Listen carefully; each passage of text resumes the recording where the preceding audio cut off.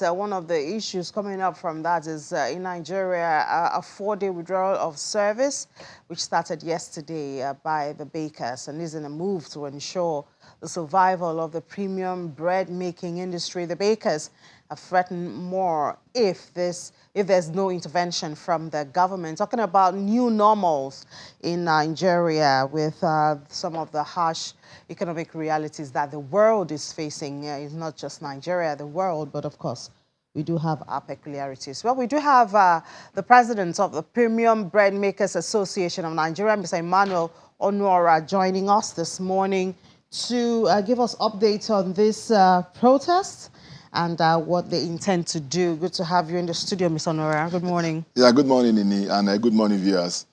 All right, so I think Supreme Bakers and Confectioners Association have pulled out of the strike, right? Nini, thank you for having me once more. I don't know who that body is. We have, I think, two major associations in the bread industry in Nigeria: the Master Bakers Association of Master Bakers and Caterers of Nigeria, and the Premium Bread Makers Association of Nigeria. So I don't know who those supreme guys are, because they've not met with us. What we are doing today is for the survival of the Nigerian bread making industry. We are collaborating with Master Bakers. They started theirs on Wednesday. We started yesterday. We met at ESCO level nationally and agreed that for the sustainability of the industry, for the industry to remain productive, that as an industry we must bring our own challenges to the fore, so that Nigerians, we know, the government will know that this is what we are passing through. So we are collaborating with Association of Master Bakers and Caterers of Nigeria, and then our distributors. They are part of the whole gamut of what we are doing now. So for the Supreme, we have not had them and we don't know them, and they have not featured in anything we've done. When we go to meetings in Abuja, the last time we went to meeting in Abuja with the Federal Ministry of Industry, Trade and Investment, it was Master Bakers and ourselves that were there. So I don't know who they are. We've not met them before at any level. You may confirm this from the Master Bakers president or their national body. So I don't know where that Supreme Bakers are coming from. Okay, so it's Premium Bread Makers of Nigeria and Association of Master Bakers of Nigeria. And caterers, and your caterers, distributors. Yes, and our distributors are in this because our industry is facing a dire strait. Our industry is on the brink of extinction. So we want to do everything possible to bring it to the full glare of Nigerians that this is what we are passing through. And then for the government to know, because there are challenges. The challenges are enormous for us as an industry. Yeah, but I mean, I don't mean to cut you short, but the reality is that economic parameters are not friendly anywhere, not outside Nigeria, not in Nigeria, for the aviation sector, for even the broadcasting sector. Our operational costs have also surged in recent months because of, the war in Ukraine, after effects of COVID-19. So, I mean, I think bread, I'm a lover of bread. Bread, the prices have gone up. The sizes have been reduced, and we pray the quality has not been touched. So this is what a lot of industries are doing. So, and you guys are already doing that. So what do you want? I don't really think we are doing that yet, because if bread is more expensive now. Look, the cost of material has skyrocketed in the last 1 year, or let me say in the last 6 months, by more than 200%. But what is the percentage of increase in bread? It's just a paltry, maybe 10, 11%. So it's not commensurate. And that's why we are saying the industry is at the verge of going extinct. You know why? Your cost must match your revenue. Once your cost does not match your revenue, I mean, you are not in business. At the end of every month, when you are doing your profit and loss analysis, most times you are in the negative, meaning, what does it mean? That means you are bringing money outside to continue to subsidize the business. You understand? So as an industry, we are just bringing it to the full glare of Nigerians. And look, every time you increase bread, you just hear people say, again. They don't know what we are passing through. So as much as we feel for Nigerians, but we are business people, first and foremost, we need to survive to remain in business. We need to price our product appropriately. And I'm telling you, we don't even increase prices. What we do is just adjustments. Because if we increase price, I'm telling you, we'll just be doing 300, 400% increase on the pack size. Bread I used to buy 500 is about 800 now, or 600 has gone to 700 to 800. That's an increase.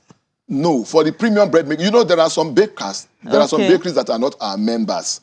For the premium bread makers industry of Nigeria and for the master bakers, at least we speak for those we know. We have a template that we work with, and anytime we are doing any increase, we have not done anything for the sliced bread, we've not done anything more than 50 naira. Where we are supposed to do 150, we are not doing more than 50 naira. Why? Because we are very conscious of the fact that Nigerians are impoverished. Income has diminished seriously, so you must be mindful of that fact. So what you try to do is you try to see how you can use volume without shaking the quality of what you are doing, because as an association, we are very mindful of what we turn out to Nigerians, you know, because we have in-class way that we use to monitor our members to ensure that we do the right thing, that we operate within the framework of the extant laws and international best practices in Premium Bread Makers Association of Nigeria. So it is very clear, and I know our sisters association has maybe doing that too, but for us, we are very, very mindful of what we turn out to the members of the public. You don't give people what they will ingest that will become hazardous to them. So basically, of course, materials, your raw materials are now more expensive. So you're talking of flour, you're talking of wheat, I believe. Not only flour, no, we don't deal with wheat. We deal with the finished product from the millers. What we're asking basically is this: look, somebody must rein in on this whole thing that is going on. What do you want? That's what I want to tell you now. First off, look at the prices of wheat. What is driving the price of wheat? In other climes, what is happening now? Since there is a global tension occasioned by what is happening where we get wheat from. Look, there is what we call, you can place a moratorium. The federal government can place a moratorium, you understand, on the 30% that they charge on wheat importation. Or at best, you cut it by half. There's a wheat development levy that we're asking the federal government. This fund, how do I put it? The development levy started being collected in 2012. Yes. Yeah, up till date, they are still collecting it. I mean, it was supposed to be a stopgap to help the industry. You know, the money you get from there, you use it for the farmers, get some domicile. But have you been seeing that impact to start with? Get it domiciled somewhere so that in case of the rainy days, you can use it to... So these are the rainy days? To augment for the... But we are not seeing anything. CBN is giving loans out to small, minor, small and medium-scale industries.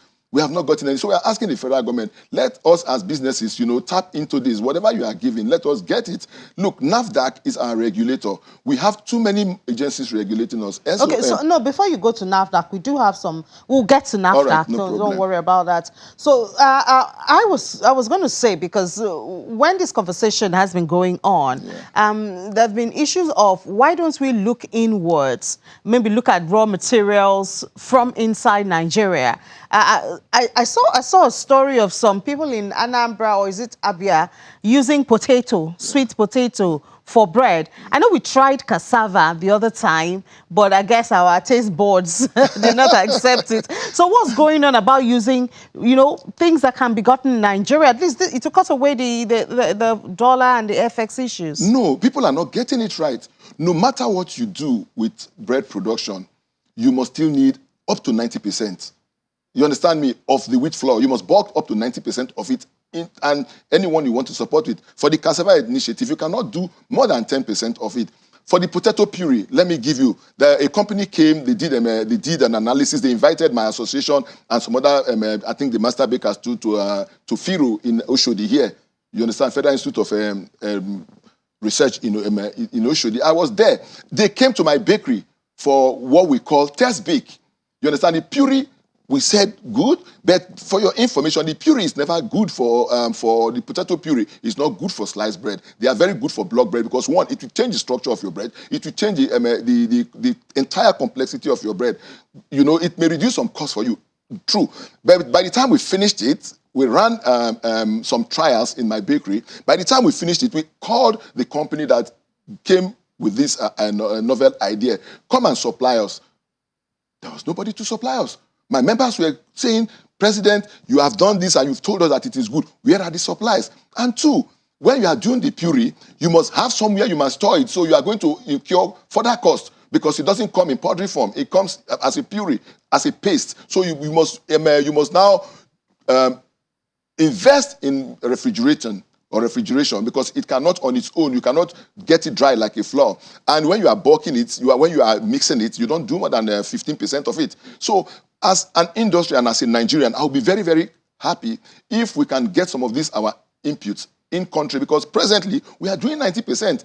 But how do we get this thing to be done in such a way that there is availability? Now, so you're saying that the company that came to introduce the idea could not sustain supply? They don't even have a value chain. They don't even have people that can, off-takers that can give them the purity. So they're not working with the farmers? They are working with the farmers, but they are not growing enough in country. It's the same thing with cassava. You understand me? The cassava is coming today.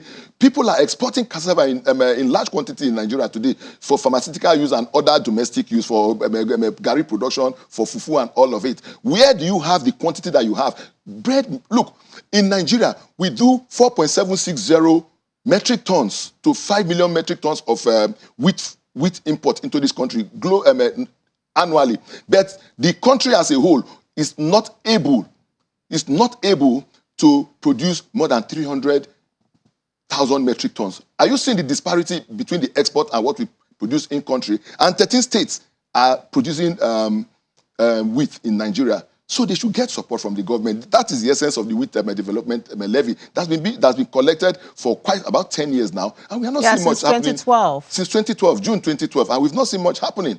So it's very key. So part of your requests for this withdrawal of service is asking that attention should be turned to that wheat development levy and it should be put into use, I guess. Of course. And then the one that should come to us as bakers should come to us, because you don't domicile the money from there. You are collecting from what we are doing, and you domicile it somewhere. Is it the Federal Ministry of Agriculture or so? And that was what they told us in Abuja when we went for the meeting with our sister association. So where is the money? They promised that we were going to get something to be able to help the industry in form of grants and in form of soft loans for us. But we've not seen anything. And where is that money domiciled? And therefore, the farmers too, CBN, to be very honest, the millers, the millers have done their utmost in trying to grow the wheat industry. They are doing a lot in terms of seedling, in terms of extension services, in terms of supporting them. So we want the federal government to take a cue from what the millers are doing and come in to help. Because you, as individual or as a corporate body, you can do so much. But the government has so much latitude. The government has so much leverage to be able to use their own influence and powers to get these things done very, very well. And you say after these 4 days, if you don't have government intervention, you're going to switch a notch higher. Of course, it's not a threat, because already we are down. We are not afraid of falling. As businesses, we are almost going extinct. Businesses are closing, as I'm telling you, in droves. You know the attendant problem with unemployment, 33% in the country, 33 to 35%. And every day bakeries are shutting down and closing down. You know, I told the story of my own bakery. I was having 150 workers before now. But today, I've reduced them to 45. Are you seeing that? I placed some of them on student. I paid some off because I can no longer. I was running 2 shifts before now. You understand? Running 2 shifts, 24 hours a day. But I'm doing 12 hours now. You understand? So I had to cut my staff. I had to say, okay, because of the cost of energy, because of diesel, I have about 6 trucks. I packed some of them, and I'm going to sell one. I'm going to sell some of them off. I've sold, I think, the Volvo the other day, so I'm going to sell some of it off. And it's the same thing, tale of woes, for everybody in this industry. We are in a dire strait, and that's why the government must look at what we are demanding and come to sit down with the bakers and see how they can help. Because we have started something with the Federal Ministry of Industry, Trade and Investment, but nobody is talking to us now. Nobody is answering anybody, and it doesn't just sit well. So what do you intend to do after this 4 days? After these 4 days, if there is no reprieve, we wait a while. If we don't get anything from them, to be very honest, like I said, we are down and we need fear no fall. We are going to escalate the action. We are going to escalate. If it means getting it done for 1 month, we are ready for that. Well, how effective would that be, seeing that you do have some groups, you know, that are not parts of you, that you haven't recognized and you have not been able to capture? Won't we still have bread out there and then make your own protests not so loud? It can be nugatory. Let me tell you this. There are very big bakeries that do 300, 200 bags every day. And most of them are in our fold. Mark you, just watch. The bread will keep drying. By Sunday, if we do past Sunday, going into Monday, there will be no bread anywhere. You know, what you have are remnants of what they have in their stores. The distributors are in this with us. They are no longer. So gradually by tomorrow, you will see everything will just be drying up in the whole of Nigeria because we are doing this in the 36 states and the Federal Capital Territory. So gradually you see it. That is how it happens. It bites gradually.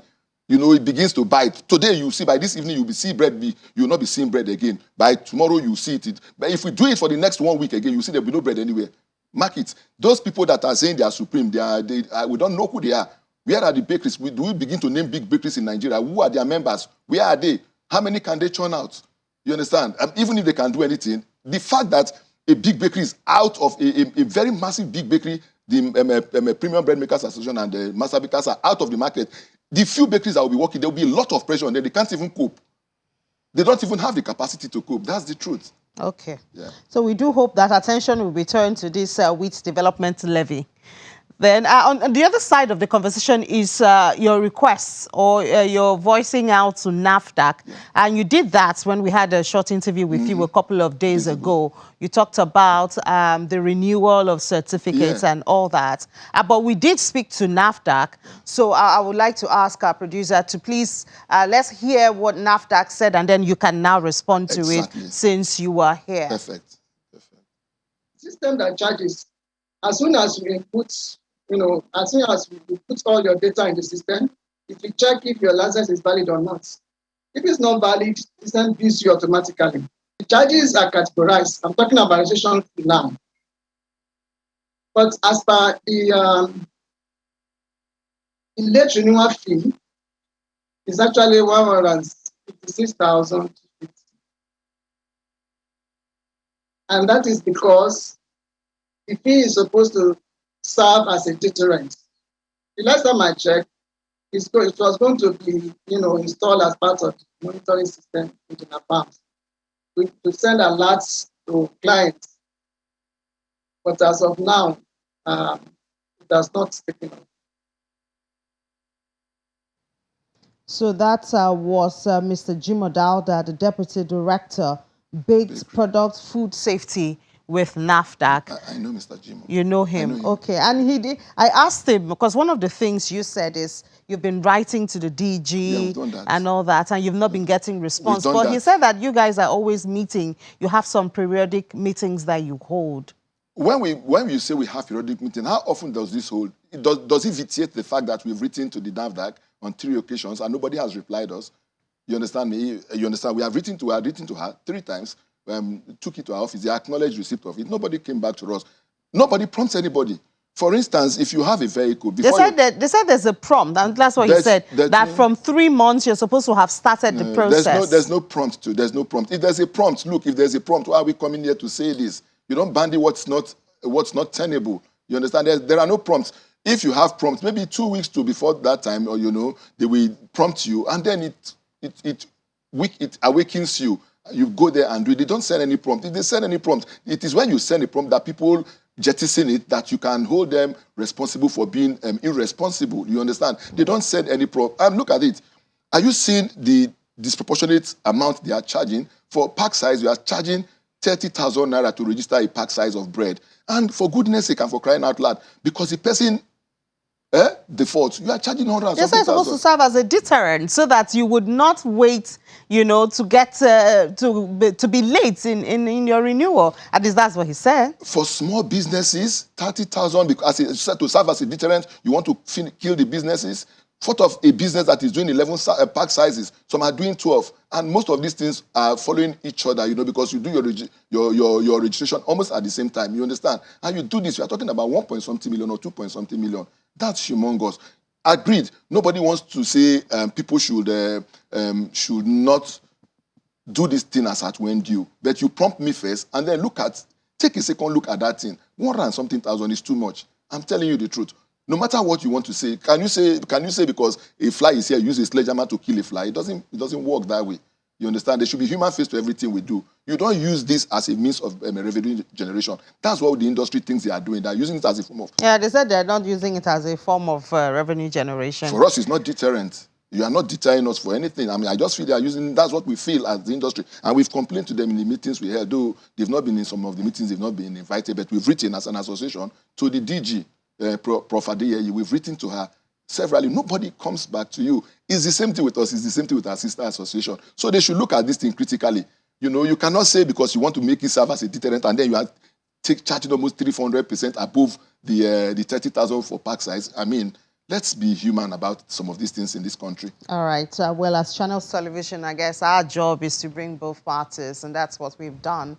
We've gotten across to NAFDAC, and that has been NAFDAC's response. And, of course, we do have the bakers here. So we do hope that there will be further conversations with both parties so that they'll meet and have a common ground for the good of Nigerians. And, well, the bakers are asking that attention be given to the wheat development fee, which has been collected since June 2012. And perhaps from there, they could get a little bit of relief, even though, I mean, every sector and every industry is feeling the pinch of the economic harshness or hardship at this time. Well, thank you so much for joining us today, Mr. Emmanuel Onora, the President, Premium Bread Makers Association of Nigeria. Please take it easy on people like us who love to eat bread. Thank you for having me always, and thank you to Channels. I just want to say Nigerians should understand that we are not doing this thing to hurt anybody. All we are doing is to be able to want to serve them better, produce good quality bread, and remain in business. We are not Father Christmas. We are not CSO. Our own is to do the business and be profitable. So, and then please try more on the local raw materials. I guess that's also one way that, you know, we could bring a little bit of reprieve. It will help backward integration. Exactly. It will do a lot of it. Will do the country a lot of good, really, and to save some very scarce foreign and help this our exchange. FX issue. Thank you very much. Thank you so much for joining us. Well, I will take a break now. When we come back from that break, we'll look at employment and jobs creation in Lagos State. What are they doing? We'll find out. This is Business Morning on Channels Television.